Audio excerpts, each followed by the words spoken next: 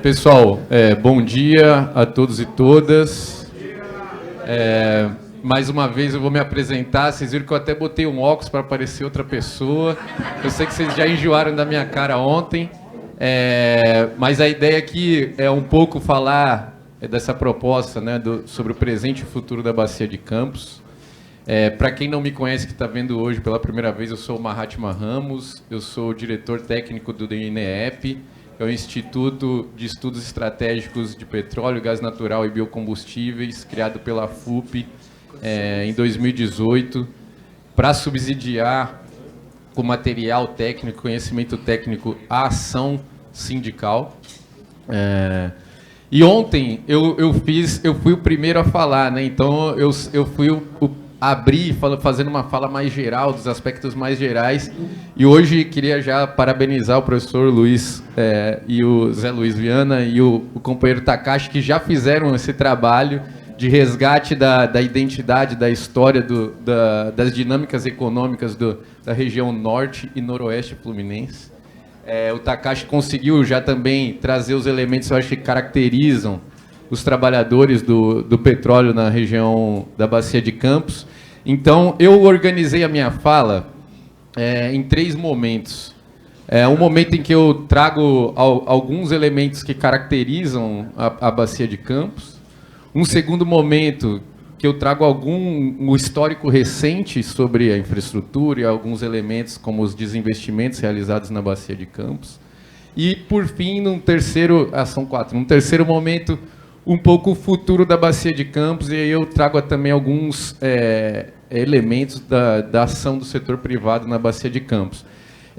Como vocês vão ver, a minha apresentação tem muitos slides, e eu vou passar muito rapidamente por alguns, mas eu resolvi deixar todos aqui na apresentação, porque normalmente depois a gente disponibiliza para o sindicato e para os congressistas. Então, tem algumas informações que eu vou passar rápido, mas vai ficar para vocês aqui e vocês vão poder usar e olhar com mais calma, mais atentamente no futuro, mas vocês vão ver que eu vou correr aqui e por isso eu vou precisar da ajuda da Michele. Vamos lá, Michele. O primeiro ponto que eu vou trazer é um pouco... Eu não vou fazer o resgate histórico, que eu acho que o Takashi e o professor José Luiz já avançaram bem, né? Mas é importante, só para deixar marcado e reforçar isso, é que a Bacia de Campos, ao menos na década de 70, 80, nos anos 90, até a descoberta do pré-sal, foi um motor dinâmico da atividade de produção de petróleo da Petrobras e, sobretudo, um motor do desenvolvimento tecnológico, da inovação que permitiu. Foi aqui na Bacia de Campos que a Petrobras construiu esse patrimônio científico, tecnológico, de conhecimento que está em vocês, trabalhadores da Petrobras, que possibilitou a exploração da atividade de pré-sal. Mas até a década de 2010, até 2007, 2008, a Bacia de Campos era a província mais relevante do ponto de vista produtivo da Petrobras, né? Ou uma das mais relevantes. E depois, a partir da descoberta do pré-sal, a região da Bacia de Campos passou a ocupar um papel secundário na estratégia de EP da Petrobras. Né?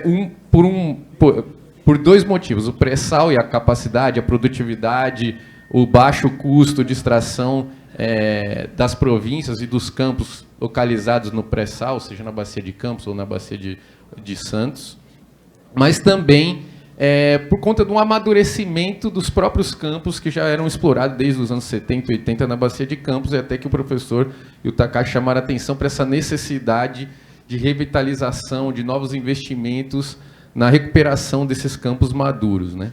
Então, tudo que a gente vai falar um pouco tem que ter esse recorte histórico, que hoje os desafios associados à Bacia de Campos são explicados por essa transição, por essas mudanças provocadas na característica da indústria global de petróleo, que vai cada vez mais para as fronteiras exploratórias no offshore, em águas cada vez mais profundas e, sobretudo, localizadas aqui no Atlântico Sul, inclusive lá na nossa margem equatorial, como bem trouxe o professor. Então, é bom a gente ter isso em mente, que ontem eu falei em transição energética, falei em transição no mundo do trabalho, pela digitalização, falei das mudanças climáticas. A bacia de Campos também passou por diversas dinâmicas que modificaram seu papel na história, sua dinamicidade na economia local e papel na produção de petróleo e geração de riqueza e renda no Brasil. Pode passar, Michele. Mais um, por favor. Então, eu trouxe aqui um histórico, a partir de 2010 até 2022, da produção de petróleo e gás na Bacia de Campos. Então, a gente observou aqui, nos últimos 12 anos, uma redução de praticamente 60% na produção de óleo e gás na Bacia de Campos. Então, a gente vê esse declínio produtivo na Bacia de Campos. E aí, só para ilustrar um pouco, enriquecer um pouco mais esse dado, não é só a Bacia de Campos, as províncias do pré-sal também vão experimentar isso, segundo estimativas da EPE, a partir da próxima década. Então, a EPE, ela estima que nós, de acordo com os campos que a gente já descobriu, que tem as descobertas viáveis comercialmente, nós vamos atingir o pico produtivo, que vai ser alguma coisa entre 4 e 5 milhões de barris de petróleo por dia, em 2029 e 2030. E a partir desse momento vai haver um declínio progressivo dos campos, tanto da Bacia de Campos quanto das províncias do pré-sal. Então, por isso, a necessidade e a volúpia, o interesse da indústria de petróleo que opera no Brasil, seja Petrobras ou não Petrobras, na expansão de novas fronteiras. E por isso que, como o Teseu, o Takashi chamou a atenção, a gente precisa avançar, inclusive, em novas descobertas aqui na Bacia de Campos, nessa revitalização e recuperação dos campos maduros, para, inclusive, suprir essa demanda que existe e vai existir nas próximas décadas. Michele, por favor. Aqui é um pouco só da produção mensal. Aqui eu fiz um recorte mais janeiro de 2021 a dezembro, os 2 últimos anos, para vocês verem que tem uma certa, apesar daquele declínio mais histórico, a gente tem uma certa estabilidade aqui em torno de 900, oscilando aqui entre 700 e 900 mil barris de petróleo dia aqui na Bacia de Campos. Então, a gente está falando de quase 1 milhão de barris que são produzidos na Bacia de Campos, né? Mas aqui já uma queda de quase 20%, né, nesses últimos 24 meses. Aqui eu também, para caracterizar aqui um ranking dos principais campos de produção, aqui com os dados de dezembro de 2022. Então, em dezembro do ano passado, aqui a gente tinha como principal campo produtor de petróleo, respondendo por quase 20% da produção da Bacia de Campos, aqui o campo de Roncador, seguido pelo campo Jubarte, com 15%, depois Marlim Sul, Peregrino, com cerca de 10%, esses aqui os principais, acima de 10%, Albacora Leste com 5%, Tartaruga Verde com quase 9%, e aqui o vermelho com menos, quase zerado, né? Mas como bem chamou a atenção o Takashi, a Petrobras, apesar dessas mudanças, da entrada, não sei se eu falo em entrada das empresas privadas na operação e produção de petróleo na Bacia de Campos, ou de um recuo da Petrobras no interesse dela por alguns, sobretudo com os campos maduros. Mas, apesar dessa restrição ou dessa redução da participação da Petrobras, ou desse papel secundário da Bacia de Campos na estratégia, no plano de negócio da Petrobras, a Petrobras continua como principal produtora na Bacia de Campos, né? Então, dos campos que a Petrobras opera, ela representa 70% da produção total na Bacia de Campos em dezembro de 2022. Seguido pela Equinor Brasil, com cerca de 11%, da Petro Rio Jaguar com 7,5%, depois a Trident ali com 3,5%, 3R Petróleo com 2,5%, PetroRio 2%, Shell próximo de 2% e a Perenco com 1,5%. Aqui também uma série histórica dos principais campos. Esse aqui eu vou passar mais rapidamente. Eu deixei aqui para vocês terem um pouco dessa memória, né? Para você ver, ó, Roncador, que em 2010 produzia aqui 368 mil barris equivalente de petróleo dia, em 2022 produz 142 mil. Então, basicamente, a metade, né? Menos da metade. Pode passar. Então, agora eu vou trazer esse segundo momento, que é um pouco o processo ou as dinâmicas recentes na Bacia de Campos e o papel da Petrobras na Bacia de Campos. Pode ir, Michele, por favor. Bom, então aqui, como a gente está fazendo esse debate, está muito quente aqui na Bacia de Campos, sobre o afetamento, quais as plataformas que operam, quem operam essas plataformas, quem trabalha nessas plataformas. A gente está fazendo um levantamento aqui, até a pedido do Teseu, da direção do Sindipetro-NF, de tentar qualificar as informações que a gente tem sobre quem produz, sobre quais formas de produção, que tipo de contratação. A gente fez um primeiro exercício preliminar que eu vou trazer alguns dados para vocês, né? Então, quando a gente olha para as plataformas em operação no Brasil, a gente percebe que 54% das plataformas que operam no Brasil se localizam na Bacia de Campos. E 78% das plataformas todas no Brasil são operadas pela Petrobras. Então, a Petrobras continua como um ator relevante. A Bacia de Campos também, ao lado da Bacia de Santos, continuam como as principais, né, as principais bacias no Brasil. Então, até isso vocês já estão cansados de saber, a Petrobras tem se desnacionalizado, vendendo ativos na região norte, nordeste, no onshore, e se concentrando cada vez mais aqui nas bacias do sudeste, né? Então, a gente tem hoje 63 plataformas operando no Brasil, né?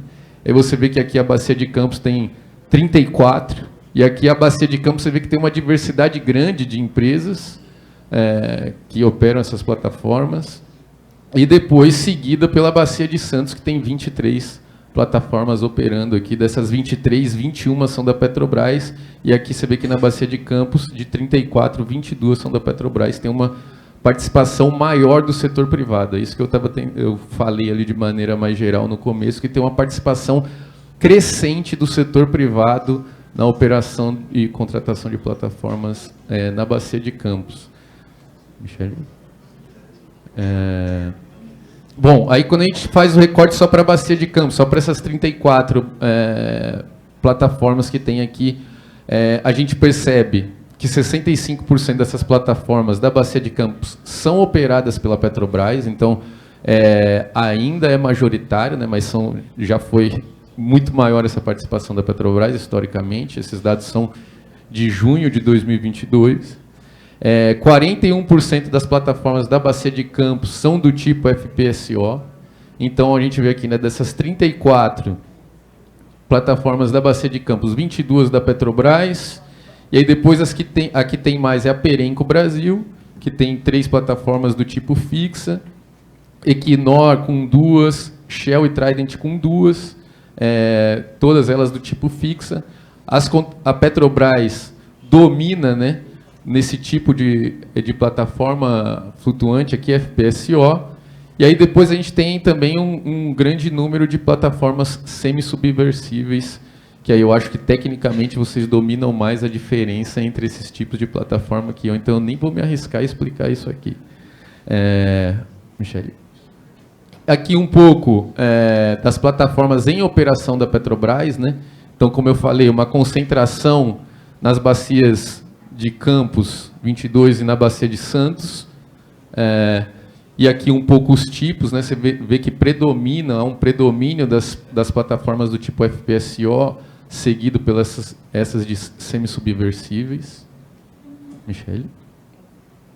E aqui um pouco do histórico, de uma relação mais recente. Aqui a gente fez um recorte 2017 a 2022, dos ativos que a Petrobras tem na exploração e produção, né? Os principais ativos, né? Então a gente percebe aqui em 2017 que a Petrobras tinha cerca de 30 sondas flutuantes, operava 114 plataformas e tinha que reuniam, né, o trabalho de produção de petróleo, que reunia quase 8.000 poços.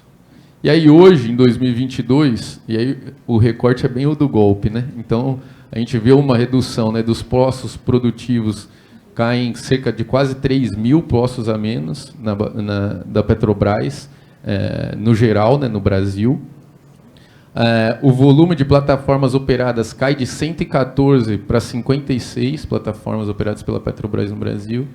E o número de sondas cai de 30 em 2017 para cerca de 19. Né? Então, a gente percebe uma queda de 37% no volume de sondas operadas pela Petrobras, 51% na queda do número de plataformas em produção e 37% nos postos em produção. Esses aqui são dados mais específicos. E a gente fez também um levantamento para ajudar a olhar um pouco do que foi esse histórico de contratação, né, de renovação desses tipos de plataformas FPSOs, de 2015 até agora. E aí, aqui a gente vê que de 2015 até 2023, a Petrobras contratou 23 novas FPSOs. E só 3 são na Bacia de Campos. Todo o resto é na Bacia de Santos. Então, a gente tem aqui, em 2018, a contratação de uma plataforma para o campo, né, na Bacia de Campos, para o campo Tartaruga Verde, unidade de produção ali, Cidade de Campos dos Goitacazes, origem afretada e contratada a empresa Modec, com a capacidade nominal de produção de petróleo bruto, ali em torno de 150 mil barris de petróleo por dia, 117 milhões de metros cúbicos dias de gás natural e que opera sobre o regime de concessão numa lâmina d'água de cerca de 765 metros de profundidade. Aí você vê aqui, aí pode passar, Michele, por favor. E aí você, aqui na Bacia de Campos, eu vou deixar, depois isso aqui eu vou deixar para vocês, tá? Eu vou passando bem rápido. Mais um, Michele, por favor. E aqui as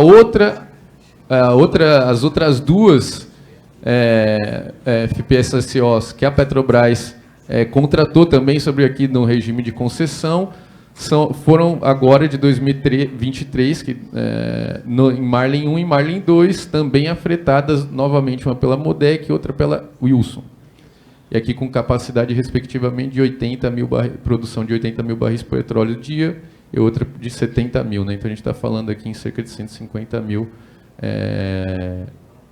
barris de petróleo dia. Se a gente somar com os outros ali, 150, a gente está falando de uma ampliação da capacidade produtiva de cerca de 300 mil barris de petróleo dia, de 2018 para 2023. Mais um, Michele, por favor. E aqui eu acho que um outro fenômeno importante que a gente discutiu de maneira bem sucinta na mesa de conjuntura, que a Petrobras experimentou nos últimos anos, que é essa política de desinvestimentos que vocês tanto ainda lutam, né? Acabaram de se mobilizar em torno da defesa pela interrupção do processo de venda da Lubnor, mas como apareceu essa política de desinvestimentos aqui na Bacia de Campos? Né? Segundo o levantamento feito por nós do INEP, foram vendidos cerca de 20 ativos na Bacia de Campos, quase todos campos de produção, né, campos produtivos. O valor arrecadado na venda desses campos foi de cerca de 32 bilhões de reais. Então, a gente vê aqui que a Petrobras vendeu quase sempre a totalidade da sua participação, né, nesses campos, exceto aqui no campo de Roncador e Tartaruga Verde, e aqui também, né, no módulo 3 de Campos Pardade, mas quase sempre ela botou à venda quase toda a participação que ela tinha. E quando a gente olha para os principais compradores, a gente vê que são empresas dedicadas à produção de petróleo do setor privado, inclusive boa parte delas de capital predominantemente nacional. Né? Então, a PetroRio, que comprou em ativos cerca de 11,6 bilhões de reais, seguido pela Equinor com 10 bilhões, Petronas 5,2 bilhões, Trident 2,2, Perenco cerca de 1 bilhão, né, ali, 3R Petróleo meio bilhão, 500 milhões, e a BW Offshore 0,4, ou 400 milhões de reais que ela gastou na compra de ativos. Né? E quase sempre, aí é bom ressaltar, eu estou vendo que o meu tempo está andando muito rápido, hein? É bom a gente ressaltar que mesmo a entrada dessas empresas, elas não significam uma maior capacidade de investimento.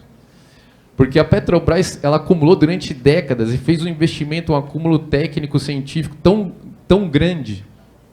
E ela é uma empresa de dimensões tão maiores que essas daqui, que essas empresas não ampliaram o volume de investimentos e geração de emprego e renda como esperado, como é sempre vendido quando a gente olha para o discurso que aparece na CNN, no YouTube, na Jovem Pan, de que, olha, o setor privado vai vir, vai trazer grandes investimentos, geração de emprego e renda, vai dinamizar a economia local. Não é isso que a gente observa. Eles vão, compram um ativo e operam com o mínimo possível ali.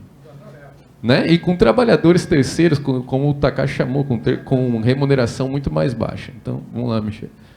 E aqui eu detalho, coloquei aqui uma lista de quando foi vendido, quem comprou, origem do país, quanto foi pago por cada um desses ativos, mas eu não vou detalhar, vou deixar aqui para vocês de memória. Pode ir, Michele, mais um. E aqui eu vou dar só um exemplo, 2 exemplos aqui, que a gente olhou para o momento, para a data da venda e a trajetória produtiva de cada um desses campos que foram vendidos. Esse aqui é só um exercício, vou mostrar 2. Então aqui, o campo Roncador, por exemplo, foi vendido em junho de 2018. Ele tinha... Oi? Não. Ele produzia ali, em média, algo em torno de 250 mil barris por dia, na data da venda dele ali, 240, e houve uma queda progressiva desde que a Petrobras vendeu esse ativo. E nem sempre... então, aqui o nosso dado aqui vai até dezembro de 2022, aqui, né? Mas pode ser. A gente vai olhar para alguns campos, por exemplo, passa mais um, por isso que eu até ia falar de 2. Eu pegar o campo Pargo, por exemplo, que é o inverso. Foi vendido aqui em outubro de 2019, com uma média bem pequena aqui de produção de barris de petróleo, né? 2 mil barris de petróleo, e tem uma curva progressiva aqui, uma tendência de crescimento da produção desse campo, pelo menos aqui os dados até dezembro de 2022. E aí, eu não vou entrar em detalhes, mas mais uma vez, eu vou deixar aqui, a gente fez esse exercício para vocês acompanharem, que eu imagino que cada um trabalhe em um lugar, tenha mais familiaridade com algum campo desses e vai querer olhar. Aí, Michele, eu vou pedir para você passar, que são uns cerca de 10 slides, ou são 20, né, na verdade. Só em Pargo, qual o valor absoluto ali, a mudança lá? Produzia 2.000 e a curva parece que foi para 1 milhão. E não, sobe um pouquinho, mais um, Michele, volta. Era o segundo lá, né? Perdoe, meu filho. Sobe mais, que ele esse aí, o de baixo, isso. Aí ele chega aqui em torno de 5 mil, né? 5 mil, sai de 2 para 5 mil. Aí, Michele, pode passar, porque senão já bateu os 20 minutos ali, eu não vou... Mas vocês veem que as curvas tem características diferentes, né? Olha, esse aí é bem marcante também. Então, eu acho que aí depois a gente vai ter que qualificar, né? Como eu falei, é um exercício primeiro que a gente fez de olhar para isso, e agora a gente vai ter que qualificar um pouco, olhar para cada um desses campos, né? Então, e aqui, entrando na parte final da minha apresentação, tentar fazer uma relação entre as mudanças e debates em torno do plano estratégico da Petrobras. Aí eu fiz esse exercício em torno do plano anterior, que estava bem sedimentado, que é da gestão anterior, e como aparece a Bacia de Campos, olhando aí, tentando fazer esse exercício que o Takashi falou que eu faria, de olhar para o futuro. Então, pode passar, Michele, por favor. Então, aqui um diagnóstico mais geral dessas mudanças no plano estratégico da Petrobras de 2016 para cá, né? Isso que vocês bem denominaram, né? As gestões bolsonaristas chamaram de virada corporativa na Petrobras, que é uma reorientação para o mercado. Então, desenhou métricas de topo que orientavam toda a atividade econômica da empresa para essa solidez financeira, ou seja, um foco industrial sentado na exploração e produção de petróleo, mas a gente vai ver mais à frente que é menos na exploração. A Petrobras reduziu drasticamente a níveis mínimos históricos seus investimentos em exploração e concentrou quase 80%, 85% dos seus investimentos na produção. A Maxa, né, teve como outra diretriz a maximização da geração de valor e distribuição do valor gerado aos seus acionistas, que se tornaram o principal público-alvo da companhia, e aqui é bom, no curto prazo. Então virou uma empresa que é para se concentrar no EP, que é onde ela tem a maior capacidade de geração de receitas e distribuir essas receitas o mais rápido possível para os seus acionistas, seja o governo federal, seja os seus acionistas privados, estrangeiros ou brasileiros ou não brasileiros. Aí, além disso, tinha como objetivo uma redução acelerada do seu endividamento. Então, o que a gente observou? Que para executar essas métricas, que eles chamaram para atingir uma solidez financeira, teve um alto custo para o futuro da empresa, né? Então, houve um extenso processo de desverticalização da companhia, de concentração no EP, sobretudo nas águas profundas aqui das bacias do Sudeste, um amplo processo de desinvestimento e venda de ativos lucrativos e estratégicos, não só na bacia de Campos e no EP, mas também no refino, na distribuição. A Petrobras saiu de várias atividades, né? E agora a gente está nesse debate, agora nessa nova conjuntura, de qual vai ser o papel da Petrobras. Vai comprar a Braskem? Vai retomar os ativos que foram vendidos com a BR? Vai investir no gás? Então, agora a gente está demandando tudo que foi destruído nesse período, né? E, além disso, essa estratégia se baseou num terceiro vetor ali do tripé, que eu chamei, que é uma agressiva política de preços, que é o PPI, que penalizou, sobretudo, os consumidores brasileiros, que tiveram que lidar num momento de ampla incerteza no cenário internacional, de pandemia, de guerras, de crise energética e na oferta dos insumos energéticos, com uma volatilidade gigantesca nos preços no mercado interno, né? Então, pode passar para mim, Michele, por favor. E aqui eu vou avançar pelo avançar do meu tempo ali, já estourou. Pode passar, Michele, por favor. E aqui os principais resultados observados dessa estratégia, né? Uma fragilização operacional e financeira da Petrobras no longo prazo. Essa política, se a gente não tivesse interrompido com a vitória eleitoral do PT e da Frente Ampla, que compõe essa coalizão de defesa democrática no Brasil, o que a gente ia esperar da Petrobras é uma fragilização gigantesca, como a Rosângela falou ontem, redução do nível de reservas, redução da capacidade de investimentos, redução do papel da Petrobras na dinamização da economia local, isso através do quê? Da desnacionalização da companhia, restrição sistemática da sua capacidade de investimentos, encolhimento patrimonial, ampliação da sua vulnerabilidade a choques externos, flexibilização aqui institucional na sua governança, na política de remuneração de acionistas, aí aquele dado que eu falei ontem, uma distribuição só durante o governo Bolsonaro de 332 bilhões de reais em dividendos, penalização da população com PPI, redução expressiva do número de trabalhadores, que o Takashi, o Clovelmar sempre trazem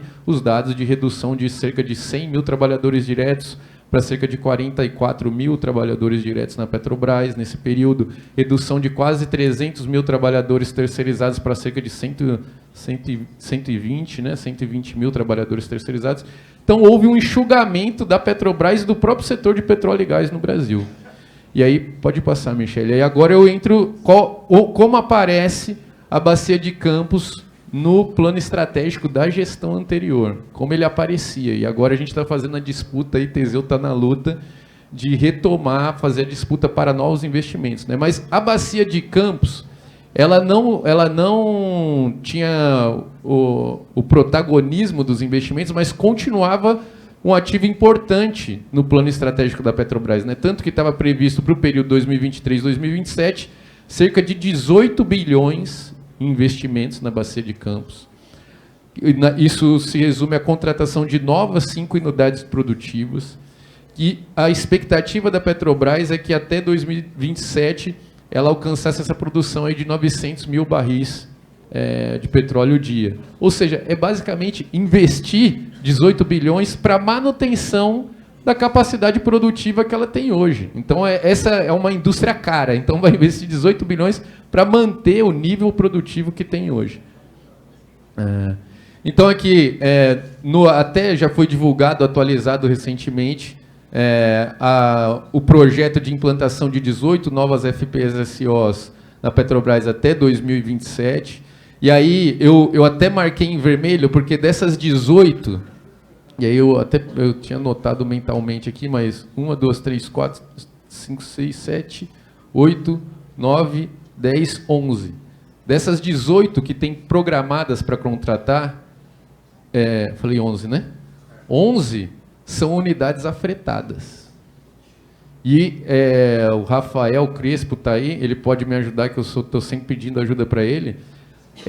Vai ser muito importante que vocês aqui do NF, do Sindipetro NF, olhem, e para a FUP em geral, olhem para esses contratos. Reconheçam quem são essas empresas contratadas, que tipo de contratação, quem vão ser os trabalhadores, que tipos de regime de trabalho, qualidade do emprego, porque senão daqui a gente vai chegar em 2027, 2028, nisso que a Petrobras fala que, nossa, 50% da demanda por novas plataformas do mundo é nossa, nós investimos, seguimos nos investindo, mas é trabalhador de onde? Isso aqui está gerando emprego e desenvolvimento industrial, reindustrialização em que lugar do mundo? De onde vêm essas plataformas? São produzidas onde? Aí volta aquele debate que é muito importante, mobilizado pela categoria que o professor falou, do conteúdo local, da importância disso funcionar também para a industrialização da região do Norte Fluminense e da Bacia de Campos e Santos aqui. Michele, já bateu os 30 minutos. Aqui eu trouxe aqui um pouco, tem a previsão de implantação de uma dessas plataformas em 2024, na unidade de produção Maria Quitéria, afretada da empresa Wilson. Pode passar, Michele, por favor. Aqui para 2027 está programada uma nova FPSO com capacidade produtiva ali de 120 mil barris em Albacora e outra a definir ali a unidade de produção associado ao gasoduto do BMC 33 com capacidade nominal de produtiva de cerca de 126 mil barris por dia. Pode passar, Michele. Além disso, é isso aqui, ainda aqui na Bacia de Campos, estão previstos investimentos na ampliação de infraestrutura de escoamento e processamento de gás natural, né? A gente deve ver aí agora nos próximos dias o anúncio da nova política capitaneada pelo Ministério de Minas e Energia do gás para empregar, que tem como objetivo ampliar a oferta de gás natural para fomentar um processo de reindustrialização para a indústria de fertilizantes, para a indústria termoelétrica e para a indústria brasileira de maneira geral. E aqui, na região da Bacia de Campos, isso aparece com o investimento no gasoduto BMC 33, que deve entrar em operação, essa data aqui, 2027. Pode passar, Michele.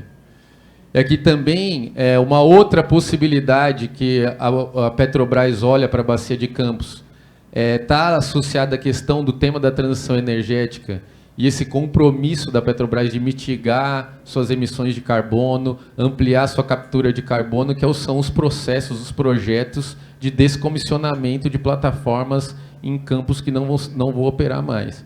Então, até 2027, estão previstas aqui que deixem ou entrem nesse plano de descomissionamento 26 plataformas, 360 postos marítimos, e aí aqui tem um pouco da qualificação deles, mas aí você vê que do total de investimentos, que vai ser cerca de 10 bilhões de dólares previstos com atividades de descomissionamento no Brasil, 78% serão aqui na Bacia de Campos. Então, essa é uma potencialidade, uma oportunidade de se discutir a política de descomissionamento da Petrobras, como isso vai gerar emprego, quais empregos, onde vão ficar quem serão esses trabalhadores aqui para o Norte Fluminense. Então, a atividade de descomissionamento deve ganhar ímpeto, sobretudo a partir de 2024, mas deve aí se estender pelos próximos anos. À medida que esses postos vão deixar de ser produtivos, ou uma menor produtividade ou menor viabilidade comercial,